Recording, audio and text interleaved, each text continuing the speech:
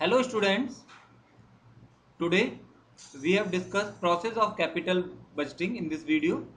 I am Dr. Hari Prapan Sharma, Assistant Professor, Department of Management, GLA University Mathura.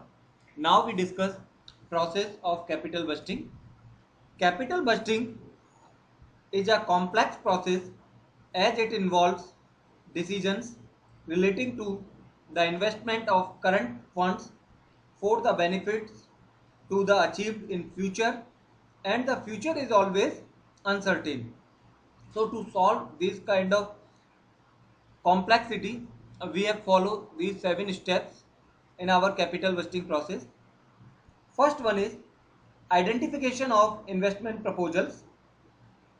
The capital budgeting process begins with the identification of investment proposal. The proposal or the idea about potential investment opportunities may originate from the top management or may come from the rank and file worker of any department or from any officer of the organization. The departmental head analyzes the various proposals in the light of the corporate strategy and submits the suitable proposals to the capital expenditure planning committee. In case of large organization, or to the officers concerned with the process of long-term investment decisions. Second one is screening the proposal. The expenditure planning committee screens the various proposals received from different departments.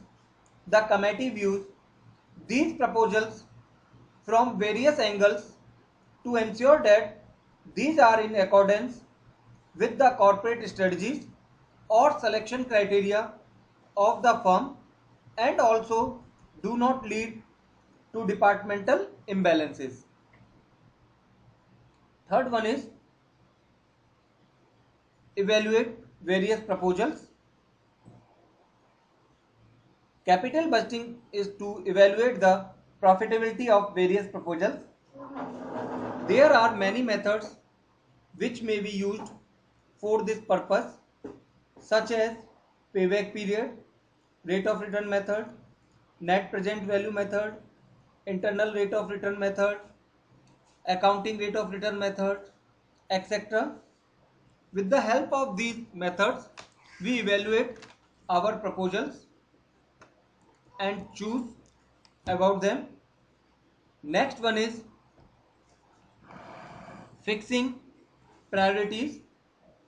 After evaluating various proposals, the unprofitable or uneconomic proposals may be rejected straight away, but it may not be possible for the firm to invest immediately in all the acceptable proposals, because we know very well we have a limited resources and unlimited wants.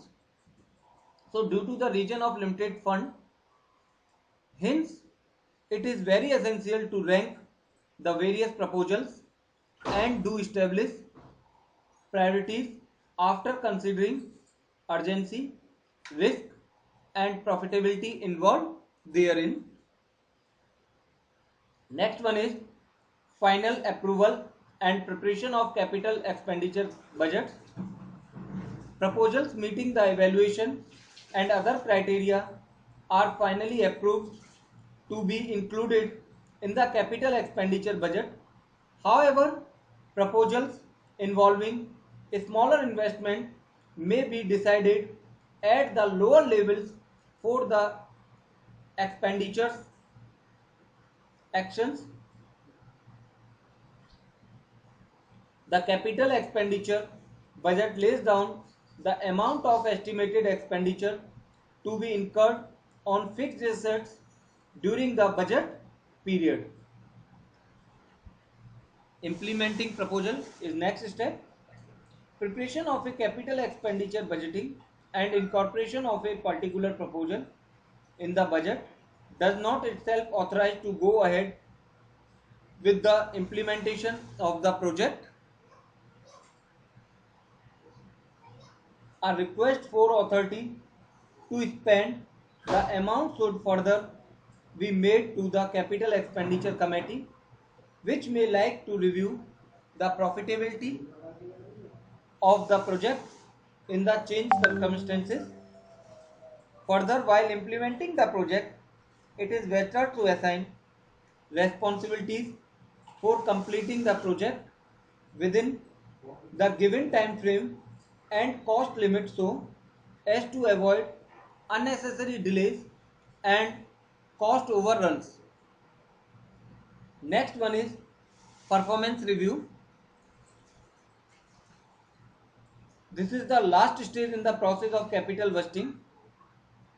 Is the evaluation of the performance of the project.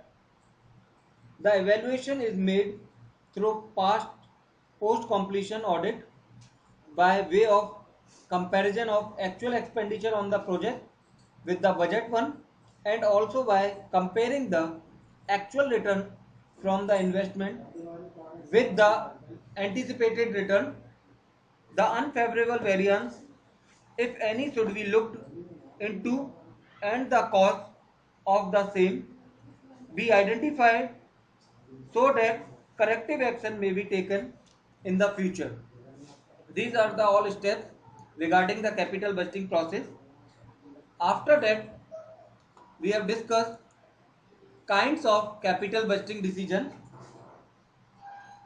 The overall objective of capital budgeting is to maximize the profitability of the firm or the return on investment. The objective can be achieved either by increasing the revenue or by reducing cost. Thus, capital budgeting decisions can be broadly classified into two categories. One is those which increase revenue and second one is those which reduce cost. We have only two options to increase our profitability. First is we increase our revenue and second one is we reduce our cost. So in case of first category, when we increase our revenue of the firm through expansion of the production capacity or size of operation by adding a new project line. The second category increases the earning of the firm by reducing cost and include decisions relating to replacement of obsolete, outmoded or worn out assets. In such cases, a firm has to decide whether to continue with the same asset or replace it. Such a decision is taken by the firm by evaluating the benefit from replacement of the asset in the form of reduction in operating costs and the cost or cash outlay needed for replacement of the asset. Both categories of above decisions involve investment in fixed assets, but the basic difference between the two decisions lies in the fact that increasing revenue investment decisions are subject to more uncertainty and risk as compared to cost reducing investment decisions. In view of the investment proposal under consideration, capital budgeting decisions classified into these three categories. First one is accept reject decisions, mutually exclusive project decisions and capital rationing decisions. Now we discuss one by one. Accept reject decisions relate to independent projects which do not compete with one another. Such decisions are generally taken on the basis of minimum return on investment. All those proposals which yield a rate of return higher than the minimum required rate of return or the cost of capital are accepted and the rest are rejected. If the proposal is accepted, the firm makes investment in it, and if the rejected, the firm does not invest in the same. Next one is mutually exclusive project decisions. Such decisions relate to proposals which may complete with one another in such a way that acceptance of one automatically excludes the acceptance of the other. Thus, one of the proposal is selected at the cost of the other. For example, a company may have the option of buying a new machine or a second-hand machine, or taking an old machine, or hire or selecting a machine out of more than one brands available in the market. In such a case, the company may select one best alternative out of the various options by adopting some suitable techniques or method of capital vesting. Once one alternative is selected, the other are automatically rejected. Third one is capital rationing decisions. In case of capital rationing decisions, a firm may have several profitable investment proposals but only limited funds to invest. In such a case, these various investment proposals compete for limited funds, and thus the firm has to retain rational basis. The firm selects the combination of proposals that will yield the greatest profitability by ranking them in descending order of their profitability. Basically, our kinds of capital budgeting decision have three bases: accept, reject, mutually exclusive, or capital rationing. In a first condition, we have only two options: either we accept this particular proposal or reject. We have not a more than one project, one more than one proposal. But in case of second category, we have a more than one proposal of the same project, same work. If we select any one of them, then automatically others are rejected. In case of capital rationing, we have an alternative options, alternative projects, and in this particular case, we maximum focus on this particular ground where we have earned maximum profitability. So if we go to the only those projects, they have a maximum profitability.